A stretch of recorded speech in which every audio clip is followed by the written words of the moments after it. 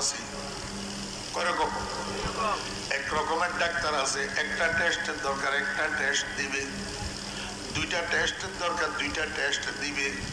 আরেক রকমের ডাক্তার আছে, টেস্টের দরকার একটা দিবে 5টা, টেস্টের দরকার 2টা দিবে 10টা। বুঝি থাকলে বলেন না এখন ডাক্তার না কসাই? হ্যাঁ, 10টা টেস্ট।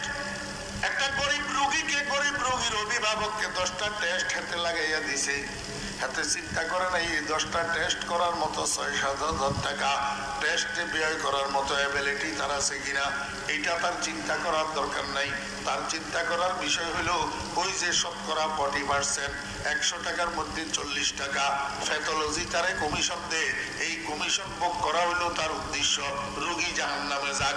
এতে ডাক্তার না কসাই?